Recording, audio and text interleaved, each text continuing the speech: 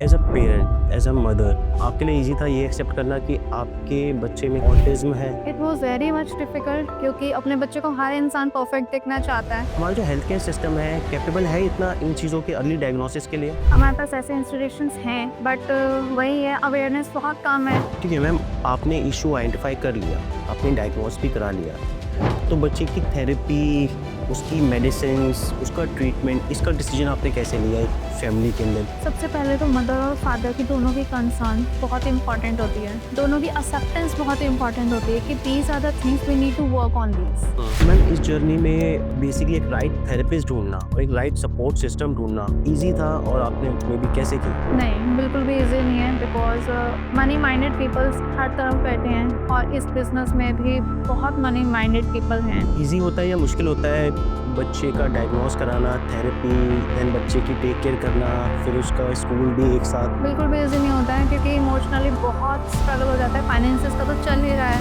Physical, emotional हर चीज़ आपके stake पर होती है।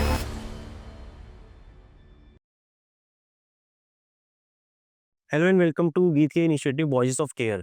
जब एक बच्चे की डेवलपमेंट की बात होती है तो यहाँ पर सिर्फ बात बच्चे की नहीं होती, बच्चे के पेरेंट्स की भी बात होती है, फादर की भी बात होती है, मदर की भी बात होती है।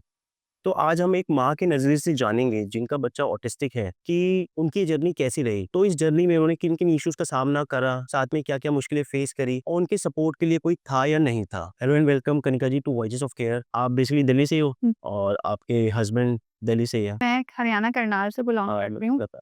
सो हस्बैंड दिल्ली से हैं। मेरी वाइफ भी बेसिकली हरियाणा से है, वो रोहतक से है। She is Bhardwaj, I am a girl और बेसिकली हम बढ़िया फैमिली से है। तो आप भी लव मैरिज हुई है कैसे? नहीं, अरेंज मैरिज। अरेंज मैरिज हुई है। कितना साल हो गया? 13 इयर्स। 13 अप्रॉक्स। तो आप वहाँ से फिर दिल्ली आए। हाँ जी। तो आपके हस्बैंड का नाम क्या है? दिनेश। दिनेश। बिज़नेस है? हाँ जी। किस चीज़ का? साइनेज का, एडवर्टाइज़मेंट। एडवर्टाइज़मेंट का। ओके। तो ma'am I come to the question directly. आपको कब पता लगा कि आपके बच्चे को ऑटिज़्म है एंड आपका बच्चा ऑटिस्टिक है? When she was around 2 and half. 2 and a half. या हम लोग जैसे बाहर जाते रहते हैं, घूमते हैं, मॉल वगैरह जाते हैं, बच्चों के साथ ही रेगुलर विज़िट रहता है हमारा। तो उस टाइम पे जैसे और भी बच्चे वहाँ पे खेल रहे थे, वो 1 डेढ़ साल के थे जो पूरी बातें कर रहे थे एंड ये अपने में लॉस्ट थी। तो उस टाइम पे थोड़ा-सा रियलाइज़ेशन हुआ कि कुछ चीज़ें हैं जो प्रॉपर्ली वर्कआउट नहीं हुई हैं। तो I went for the diagnosis and तब डॉक्टर ने बोला कि नहीं, she is having a autism, तो आपकी जर्नी थोड़ी-सी डिफ़िकल्ट रहेगी एंड वो बहुत डरा देते हैं स्टार्टिंग में, बहुत पैनिक क्रिएट करी। कुछ डॉक्टर्स ऐसे होते हैं बहुत पैनिक क्रिएट करा देते हैं कि things will be very much difficult, it will not be easy, normal नहीं हो पाएगा बच्चा। बट हाँ, ठीक है, उस मोमेंट में उनकी बातें सुन के बहुत डर लगा था। बट एक्चुअली इंस्टिंक्ट एक मदर की भी होती है, उसे पता होता है कि things are not like that. हाँ, कुछ चीज़ें हैं जो प्रॉपर नहीं है, बट जितना उन्हें एलोब्रेट करके बताया जा रहा उतना नहीं है, जितना डराया जा रहा है उतना डर की बात नहीं है। उतनी डर की बात नहीं है। तो as a parent, as a mother, आपके लिए ईज़ी था ये एक्सेप्ट करना कि आपके बच्चे में कोई फ्लू है, ऑटिज़्म है? या it was very much difficult क्योंकि अपने बच्चे को हर इंसान परफेक्ट देखना चाहता है, उसका भी एक विज़न होता है ना? लेकिन बहुत डिफिकल्ट था उन चीज़ों को एक्सेप्ट करना, बट इतना ज़रूर कॉन्फिडेंस था कि जितना बताया जा रहा है वो चीज़ें नहीं है, अगर हम इस पे वर्कआउट करेंगे तो thing will be much much better. It mean जैसा हमने अभी बात करी थी कि उसका लेवल कितना है वो नहीं वो डिफाइन करते, सीधा-सीधा बोलते हैं ऑटिज़्म है, एडीएचडी है। या सीधा टैग कर दिया जाता है बच्चों को आज के टाइम में, ऑटिज्म एंड एडीएचडी, मतलब उनका एक डायग्नोसिस एक सिंपल ही रहता है, एक ही लाइन क्राइटेरिया रहता है उनका, बट हर पर्सन, हर इंडिविजुअल, हर बच्चा डिफरेंट है, बिल्कुल। सो उनका लेवल भी बहुत डिफरेंट है। We can relate this like कि वो तो बहुत ज़्यादा हो जाएगा बट जैसे शुगर्स का लेवल होता है, डायबिटीज़ का लेवल होता है, डाउन है, कम है, जैसे हमारी आँखों का नंबर होता है, कम है, ज़्यादा है। बट वो उसमें ये नहीं बताते कि ऑटिज़्म माइल्ड है, मॉडरेट है या सीवियर है, ये कुछ नहीं बताते, वो सीधा बोल देते हैं कि ऑटिज़्म है। या ऐसा ही रहता है। आप जब आगे आगे फर्दर आपकी जब नॉलेज इंक्रीज होगी then you will come to know, आप 4 जगह जाओगे, 10 जगह जाओगे, तब आपको धीरे-धीरे चीज़ें समझ में आएँगी कि नहीं, थिंग्स विल वर्क आउट। तब आपको लेवल्स भी समझ आते हैं कि ये माइल्ड है, मॉडरेट है, सीवियर है, क्या चीज़ें हो सकती थी, क्या नहीं है, क्या पॉजिटिव है, क्या नेगेटिव है। हर चीज़ आपको धीरे-धीरे विद द एक्सपीरियंस समझ आती है। एंड वो ये भी नहीं बताते कि इसमें कितना डिजिटल ऑटिज़्म है और कितना ऑटिज़्म है। बेसिकली जहाँ पर मोबाइल और स्क्रीन जो बच्चों की अटेंशन ग्रैब कर लेते हैं, वो it is a part of digital autism. वो उसको भी नॉर्मल ऑटिज़्म में काउंट कर लेते हैं। जो लोग पुराना ऑटिज़्म के साथ डील कर रहे हैं, चाहे हमारे वो स्कूल ऑर्गेनाइज़ेशंस के हमारे प्रिंसिपल्स हों, टीचर्स हों या डॉक्टर्स हों, बहुत जो पुराने उस पर लेवल पे रहते हैं, तो वो उसको एक ही क्राइटेरिया देते हैं, this is autism, this is ADHD and it is कभी भी ये ठीक नहीं होता, नॉन रिकवरेबल है। बट अगर आप स्टडीज़ देखोगे और बहुत सारे डॉक्टर्स ऐसे भी हैं जो रेगुलर अपने आप को अपडेट करते हैं, टीचर्स भी अपडेट करते हैं, तो दे हैव मैंने बहुत जगह देखा है, आपने वर्ड शायद सुना होगा वर्चुअल ऑटिज़्म। हुँ, इसको लोग एक्सेप्ट करना कहीं नहीं करते हैं कि दिस इज नथिंग, आप अपने आप को सिर्फ सेटिस्फाई कर रहे हो वर्चुअल ऑटिज्म करके, है ऑटिज्म ही हमेशा रहेगा, this is lifelong, you have to deal with it, आपको इसके साथ ही जीना पड़ेगा। पड़ेगा। But this is not like this, क्योंकि क्राइटेरिया उनका वही है, एक ही है, autism and ADHD, behaviours things बहुत सारे सिमिलर है इनमें, तो इसलिए उनको डिफरेंशिएट करना बहुत मुश्किल है। बट हाँ, चीजें हैं जो वर्चुअल में आती हैं, जो आपकी स्क्रीन बहुत एक्सेसिव स्क्रीन के साथ आएंगे, आप नेचर के साथ इंडल्ज नहीं हुए, आप सोशलाइज नहीं हुए, बच्चे का जो ग्रोइंग पीरियड है 1.5 2 साल का, 2.5 साल का, जिसमें बच्चा बहुत कुछ सीखा है, उसके ब्रेन डेवलपमेंट होती है, न्यूरल सेल्स बनते हैं जिसमें बच्चे के, उस टाइम में उस बच्चे को वो मिला ही नहीं, बिल्कुल, तो वो कैसे डेवलप होगा उसका? वो 0 टू 5 का जो काउंट होता या तो वो उस बच्चे को ना नेचर मिला, कोविड के टाइम में 4 वॉल्स में बच्चा जिया है, सोसाइटी उसको नहीं पता, उसे अपने रिलेटिव्स ही नहीं पता, है, चाचा, मामा, नहीं ताऊ, पता उसे, उनके साथ उसका इंटरेक्शन ही नहीं हुआ, तो वो उनको कैसे उनके साथ इंटरेक्ट करेगा, कैसे उन्हें पहचानेगा? सो विद द टाइम ठीक है, चीजें डिलेड हो गई हैं, बट आप उनको रिकवर कर सकते हो, much much better you can do. No doubt जो न्यूक्लियर फैमिलीज़ हो गई हैं, उनका बच्चों पे बहुत असर पड़ा है और Covid is a one part क्योंकि मैंने जो अपनी थेरेपिस्ट से बात करी थेरेपिस्ट से, तो उन्होंने कहा कि कोविड के बाद काफ़ी इसमें उछाल आया है। दूसरा वर्चुअल ऑटिज़्म का हो या digital autism that is a one thing जो मोबाइल स्क्रीन और उसका भी एक इम्पैक्ट पड़ा है और 0 to 5 early years of age में जो डेवलपमेंट होनी चाहिए बच्चों का, जो इंटरेक्शन होना चाहिए सबके साथ, वो कहीं मोबाइल ने अटेंशन ले लिया और 4 दीवारी में बच्चा रह गया। ठीक है ma'am, going forward ma'am diagnosis easy था एंड हमारा जो हेल्थ केयर सिस्टम है कैपेबल है इतना इन चीज़ों के अर्ली डायग्नोसिस के लिए? हमारे पास ऐसे इंस्टीट्यूशंस हैं, बट वही है, अवेयरनेस बहुत कम है और आपके पास जब डायरेक्ट चीज़ें नहीं मिलती है, हम ये कह सकते हैं कि 10 में से 2-3 जगह हैं जहाँ पे आप इन चीज़ों को रेफ़र कर सकते हो। सो आप वहाँ पे ढू घूम-घूम के निकलोगे वहाँ पे। बहुत कम लोग होते हैं जो डायरेक्ट बेस्ट चीज़ जगह पर पहुँच पाते हैं। तो ऐसा नहीं है कि हमारे पास गवर्नमेंट ने हमें बहुत फैसिलिटीज़ दी हैं, हेल्थ केयर प्रोवाइड किए हैं, बट वही है, सबकी अपनी जर्नी है। कुछ लोग डायरेक्ट वहाँ पहुँच जाते हैं। हमारा ये सफ़र इतना ईज़ी भी नहीं रहा और इतना टफ भी नहीं रहा, क्योंकि घूम-घूम के हम निकले हैं। हर चीज़ ने हमें कुछ ना कुछ सिखाया है। हर तरह के डॉक्टर से हमारा डील हुआ है। मैंने कहा ना जैसे चीज़ें माइल्ड, मॉडरेट और सीवियर में आती है, you are able to afford one thing. अगर हम एक नीचे लोअर क्लास ऑफ फैमिली में जाएँ, तो उनके पास तो इतने रिसोर्सेज़ नहीं होते, तो वो डायरेक्टली या 2-3 बार में भी सही जगह पे पहुँचे पॉसिबल नहीं है। क्योंकि फर्स्ट इंटरेक्शन या तो जो एक मदर का एक डॉक्टर के साथ होता है that is gynaecologist and then उसके फिजिशियन से और उनको इतनी नॉलेज नहीं होती है। तो मतलब उस केस में हम क्या कह सकते हैं कि हेल्थ केयर सिस्टम कैपेबल है उनके लिए भी? नहीं, ऐसा नहीं है, क्योंकि एक तो बहुत एक्सपेंसिव है। फर्स्ट कंसल्टेशन ही बहुत एक्सपेंसिव रहती है। पेरेंट्स सबसे पहले तो वहीं से ही डर जाता है और फिर जो थेरेपिस्ट वो प्रोवाइड भी करते हैं, वो जो आपको रिकमेंड भी करते हैं, वो भी पर सेशन इतना एक्सपेंसिव रहता है, इतना हायर रहता है ना, कि पेरेंट पहले तो अपने ही थॉट्स में चला जाता है कि कैसे किया जाए, एंड देन वो गिल्ट जब पेरेंट्स के अंदर आ जाता है ना कि हम बच्चे के लिए नहीं कर पा रहे हैं, तो आधी तो हार वहीं पे हो जाती है पेरेंट्स की। वही बहुत बुरा होता है। I know because as you said earlier कि ₹1000 तो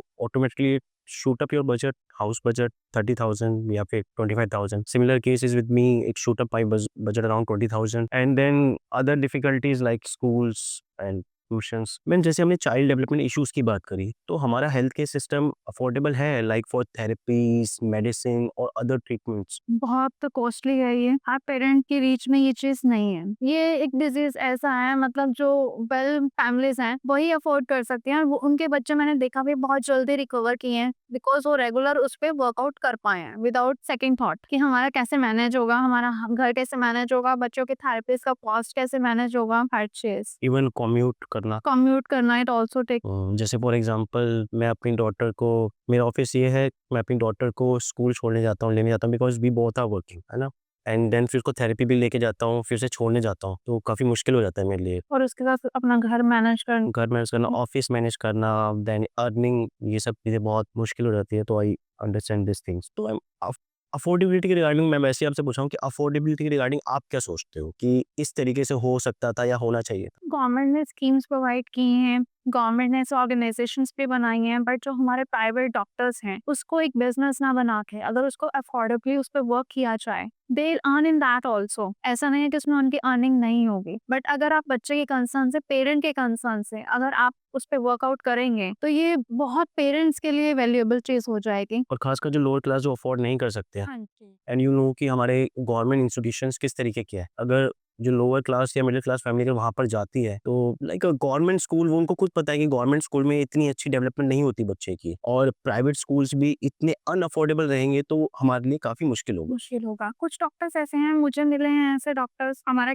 थेरेपिस्ट भी वहीं से ही चल रही हैं मेरी डॉटर की। उन्होंने बहुत हमें हेल्प की है फाइनेंसेस वाइज़ भी, हर तरह से, इमोशनली वाइज़ भी। बट इससे पहले, क्योंकि मैं तो 2.5 साल से मेरी जर्नी चल रही है, तो हर तरह के मेरे डॉक्टर से मैं मिली हूँ और हर तरह का अमाउंट भी मैंने पे किया है। सो वहाँ तक पहुँचने में मुझे काफ़ी टाइम लग गया। सो उसमें बच्चे का बहुत चीज़ें डिले हो जाती हैं। ये अगर पहले से ही आपको ऐसी अफोर्डेबल चीज़ें मिल जाती हैं, बेस्ट चीज़ें मिल जाती हैं बच्चे के लिए, तो आपकी जर्नी बहुत स्मूथ हो जाती है। जो बच्चा 5 साल में, 6 साल में रिकवर कर रहा है, वो बहुत जल्दी 1.5 साल में, 2 साल में भी बच्चे रिकवर कर जाते हैं। एंड जो बच्चे की नॉर्मल डेवलपमेंट हमें चाहिए होती है, वो भी थोड़ा ईज़ी हो जाता ईज़ी हो है, जाता like admission schools, admission coachings and other things. है। ठीक है मैम, आपने इश्यू आइडेंटिफाई कर लिया, आपने डायग्नोस भी करा लिया, तो बच्चे की थेरेपी, उसकी मेडिसिन्स, उसका ट्रीटमेंट, इसका डिसीजन आपने कैसे लिया एक फैमिली के अंदर, जॉइंट फैमिली के अंदर? सबसे पहले तो मदर और फादर की दोनों की कंसर्न बहुत इंपॉर्टेंट होती है। दोनों की एक्सेप्टेंस बहुत इंपॉर्टेंट होती है कि these are the things we need to work on these. हुँ। वो कहीं जगह बहुत ईज़ी हो जाती है अगर पेरेंट्स अंडरस्टैंडिंग है, तो then you can deal with the family members also, क्योंकि first priority father and mother ही रहते हैं। 99% टाइम बच्चों के साथ उन्होंने ही स्पेंड करना है और वर्कआउट भी उन्होंने ही करना है बच्चों के ऊपर। तो फादर्स का इनिशिएटिव, बहुत फादर सपोर्टिव आज के टाइम में आ रहे हैं। By God's grace my husband is also very much supportive, but हाँ, स्टार्टिंग इजी नहीं थी। उनको चीज़ों को एक्सेप्ट करना इजी नहीं था, from both sides, from my side also and from my husband side also. अगर दोनों मिलके चीज़ों पे वर्क करते हैं और जहाँ पे थेरेपिस्ट साथ में और मिल जाते हैं, तो वो कहते हैं ना, 1+1 11 और 1+1+1 111। तो बच्चों की प्रोग्रेस बहुत अच्छी हो जाती है और बहुत जल्दी होती है। तो कुछ आपके रिलेटिव्स हो या फिर कुछ आपके सास-ससुर या आपकी फैमिली साइड, तो उन्होंने ऑब्जेक्ट किया या दे वर ऑल एग्री कि हाँ, ऐसा कुछ होता है और हमें इस पे काम करना चाहिए? जो हमारे बुजुर्ग रहते हैं, उनका एक ही पॉइंट होता है कि हो जाएंगी, हो जाता है बच्चों में, पहले भी ऐसा हुआ है, हो जाता है। कुछ बच्चे लेट बोलते हैं, बट आज के टाइम में वो वाला सिनेरियो नहीं है। वो बच्चे सोसाइटी में रहते थे, बच्चों में उठते बैठते थे, तो वो ग्रैब कर लेते थे। आज के बच्चे हर चीज से सिक्योर्ड हैं, एक न्यूक्लियर फैमिली में रह रहे हैं या जॉइंट में भी रह रहे हैं, तो भी उनका मोस्टली टाइम न्यूक्लियर की तरह ही स्पेंड होता है। तो जब बच्चे को वो एनवायरनमेंट ही नहीं मिल रहा है, तो हाउ दे विल प्रोग्रेस। और कहीं जगह पे हमें प्रोफेशनल हेल्प की बहुत ज़रूरत होती है। तो instead of taking second thought कि ठीक है, हो जाएगा, please go for the support, take your initiative, take help. तो मैम, इस जर्नी में बेसिकली एक राइट थेरेपिस्ट ढूँढना और एक राइट सपोर्ट सिस्टम ढूँढना ईज़ी था, और आपने मेबी कैसे किया? नहीं, बिल्कुल भी ईज़ी नहीं है, बिकॉज़ मनी माइंडेड पीपल्स हर तरफ बैठे हैं और इस बिज़नेस में भी बहुत मनी माइंडेड पीपल हैं, जो वर्क करते हैं बच्चों पर। बट सेकंड थिंग, उनके पॉइंट में मनी पर्सपेक्टिव वही रहता है, मनी अर्निंग पॉइंट रहता है। तो वहाँ तक पहुँचना ईज़ी नहीं था बिल्कुल भी, but by God's grace I found, हमें हेल्प मिली। एंड बहुत सारे डॉक्टर्स हैं, बहुत सारे थेरेपिस्ट हैं, जो इस पे वर्कआउट कर रहे हैं। They are charging very minimal. अगर यही इनिशिएटिव हर डॉक्टर लेगा, तो ये जर्नी बहुत स्मूथ रहेगी। बिकॉज़ वी आर इंडियंस, या as a family we all are the middle class family, और हर एक सेशन के लिए, कंसल्टेशन के लिए और एक्टिविटी के लिए देना पॉसिबल नहीं है। आप जैसे देख रही हैं, आप भी जा रहे हैं, तो 40 मिनट्स पर सेशन रहता है। बिल्कुल। 40 मिनट्स का हम एक क्लास का पे करते हैं, तो वो ईज़ी बिल्कुल भी नहीं होता है। मिडल फैमिली के लिए तो बिल्कुल भी नहीं होता है और लोअर के लिए तो और भी डिफ़िकल्ट होता है। एंड जितना हम क्वालिटेटिव पॉइंट ऑफ व्यू से आगे जाते रहेंगे, वो उतना आपके लिए एक्सपेंसिव होता जाएगा। जितनी आपकी आगे जर्नी बढ़ती रहेगी, वो तो बेसिकली अगर हम सिर्फ थेरेपिस्ट की बात करें, तो किस तरीके से वो, या डॉक्टर्स की बात करें, किस तरीके से डील करते हैं जब एक बच्चे के डेवलपमेंट इशू का केस उनके पास आता है? शुरू से ही उनके माइंड में मनी मेकिंग चीज़ रहती है, या समथिंग डिफरेंट? मैंने बहुत सारे हमें कम से कम हमने 6 टू 7 डॉक्टर्स के पास विज़िट किया है, जिसमें 4 टू 5 हमारे पास मनी अर्निंग पर्सपेक्टिव ही रहे हैं। वहाँ पे हमने इतना मतलब इमोशनली भी आप बिल्कुल फिर खत्म होके वहाँ से निकलते हो, क्योंकि आपको इतने वो डरा देते हैं, इतना स्केर्ड कर देते हैं कि आपको होता है कि नहीं आप वो करवा लें। जो वो कह रहे हैं उस पाथ में हम लोग चल लें। बट अगर वही जर्नी हम वही मैंने आपको पहले भी जैसे बोला कि अगर वही सपोर्टिव हो जाएँगे, ठीक है, they are doing their business, money involvement is very much important, मगर अगर आप उसको थोड़ा-सा ध्यान में रख के करेंगे, अफोर्डेबल बनाकर चलेंगे, तो चीज़ें बच्चों के लिए बहुत बेटर होंगी, क्योंकि हमारा पूरा नेशन बच्चों के ऊपर डिपेंड करता है। हमारी फ्यूचर जनरेशन है ये। अगर इनके साथ कोई प्रॉब्लम होगी तो कल को हर ऑर्गेनाइज़ेशन में हमारे लिए इश्यू हैं। मेरी डॉटर जब हुई थी तो उसने कहा कि ये रोई नहीं है, उसने कहा कि पोटी सक कर ली है इसने। डॉक्टर जो थे, सेम विद माय डॉटर। मेरा तो फर्स्ट टाइम एक्सपीरियंस था, तो उन्होंने कहा कि इसने पोटी सक कर ली है, रोई नहीं है। बट बाद में मेरी वाइफ ने बताया कि इसने क्राइंग करी थी लेकिन थोड़ी बहुत। इट इज़ नॉट नेसेसरी कि हर बच्चा इमीडिएटली पूरा क्राई करे। तो क्या होता है, एक तो आपकी गायनेकोलॉजिस्ट होती है, उसकी पूरी टीम होती है, साथ में एक न्यूनेटल यूनिट भी होती है जिनको बुलाते हैं ऑब्जर्वेशन जो भी है। हमें तो पहली बार पता लगा। तो न्यूनेटल यूनिट की तरफ से उसने हमें इतना वो कर दिया पैनिक में कि आप बताइए इसको एडमिट कराना है या नहीं कराना, फ्ला। फिर उसे इमीडिएटली एडमिट कराया क्योंकि उसने पोटी सक कर ली। तो 9-10 दिन कॉस्ट बच्चे से मिलने भी नहीं दिया था, आधा घंटा मिलने दिया जाता था, और वो ये सक्शन के थ्रू वो मदर मिल्क दिया जाता था। एट लास्ट वो हमें कह रहे कि हमें ना इसका टेस्ट कराना है, लंबर पंचर टेस्ट, तो स्पाइन से वो लेना है फ्लूइड। मैंने कहा ये क्या चक्कर है यार। एंड देन हमने काफ़ी सारे डॉक्टर्स के पास हम घूमे, हमने काफ़ी सारे वो लिए, कंसल्टेशन लिया, एडवाइस ली, और हमने उसी टाइम उसको वहाँ से विथड्रॉ कर लिया, डिस्चार्ज ले लिया। उसके बाद 1-2 डॉक्टर्स को हमने अपोलो में दिखाया और भी दिखाया, एंड देन हमने उसके बिल्कुल नॉर्मल है हमारी डॉटर, बढ़िया है सब कुछ, बस नॉर्मल स्पीच डिले है और हाइपर एक्टिविटी है। और हाइपर एक्टिविटी भी मुझे ऐसा लगता है कि बच्चे को जब हम बांध देंगे कहीं भी तो वो अपनी एनर्जी का रिलीज करेगा। मुझे तो समझ नहीं आता, मेरी डॉटर चाहे एक्टिव है नहीं है, लेकिन एक एनर्जी तो मेरे अंदर भी है, एक एनर्जी उसके अंदर भी, उसके अंदर ज्यादा होगी, तो वो उसको रिलीज ही नहीं हो पाती, वो बेचारी घर में ही रहती है, हम भी रात को लेट आते हैं। तो वो मुझे लगता है, अदरवाइज नॉर्मल स्पीच डिले है उसमें भी, और अंडरस्टैंडिंग पूरी है। मेरी डॉटर के साथ भी सेम ऐसे ही हुआ था। ट्राई उसने किया था प्रॉपर्ली, बट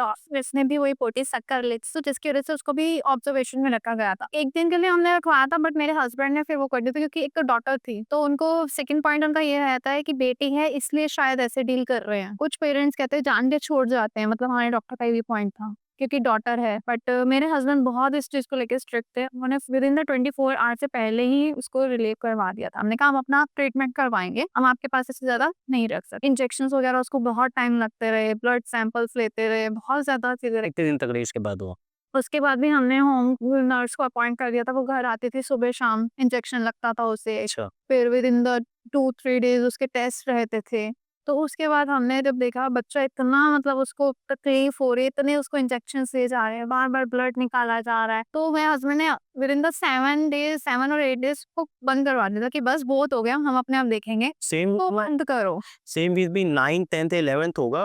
हमने इससे जो पीडियाट्रिशियन था उसको जो हमारा बेटे का बाय चांस था पहले, वो बहुत जेन्युइन है और बहुत पॉजिटिव है वो। हमने उससे कंसल्ट किया, हमने कहा हम ये चेंज करते हैं। उसने कहा ठीक है, कुछ नहीं है इससे, अपने आप हो जाएगा जो भी। और बाय गॉड्स ग्रेस बिल्कुल ठीक वो बच्चा अपने आप ही होता चला गया।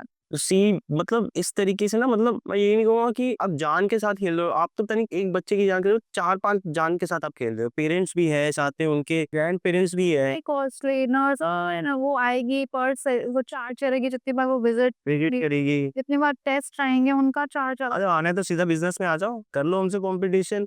मतलब यार यहाँ पर बहुत हमने अभी ना, मेरे साले के साले का एक्सीडेंट हो गया। हमने मैक्स में 18 लाख रुपए भर दिए और हमें पता ही नहीं क्या हुआ है। उसके बाद भी उसकी सर्जरी कहीं हो जाके रहा। तो ये था, और उस टाइम वैसे मेरा तो दूर का कनेक्शन था, तो वी फील लाइक कि यार हमें एडवाइस उस टाइम लेनी चाहिए। हम 2-4 डॉक्टर के पास चले जाते, हॉस्पिटल्स में चले जाते, एडवाइस लेते, फटाफट वहाँ से डिस्चार्ज जब कर। लाइफ रिस्क पे डाल दिया जाता है ना एक छोटे से बच्चे को, न्यूबॉर्न बेबी को, तो आपके पास उस टाइम थॉट नहीं आता इन सब चीज़ों का। तो ये वही है कि जैसे अगर मान लो आज के डेट में वो मेरे साथ चीज़ हो, उस टाइम मेरे जीजा जी अवेलेबल नहीं थे क्योंकि उन्होंने देख चुके हैं, 2 बच्चे हो चुके हैं उनके, and how they make panic all these. तो और इवन इसके ऊपर स्टडीज़ भी हुई हैं, जिन बच्चों को बॉर्न टाइम पे ज़्यादा इंजेक्शंस वगैरह, स्टेरॉइड्स वगैरह लगाए गए हैं, उनमें भी प्रॉब्लम। उन्हें ही प्रॉब्लम है।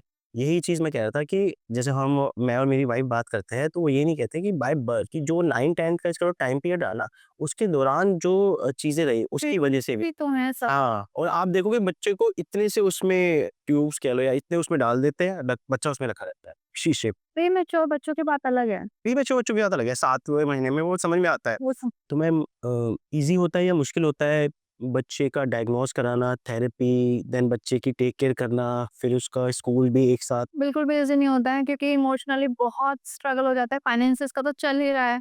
फिज़िकल, इमोशनल हर चीज़ आपके स्टेक पर होती है, क्योंकि हर तरफ आपको ध्यान रखना है। आप थेरेपिस्ट मिस नहीं कर सकते हो, आप स्कूल बच्चे का मिस नहीं करा सकते हो, अदर एक्टिविटीज़ या क्लासेस जो भी आप ले रहे हो वो मिस नहीं करा सकते हो। Then you have to give time to your kid for at home also. जो आप थेरेपिस्ट चल रही हैं, जो भी चल रहा है वो आपको घर पे भी उसको रेगुलर करवाना है। तो it's not a easy journey. बहुत आपकी लाइफ पूरी उस पे रहती है, इमोशनली इंस्टेबिलिटी रहती है जिसमें अप एंड डाउन्स बहुत आते हैं, जिसकी वजह से आपस में कपल्स में भी बहुत प्रॉब्लम्स होती हैं।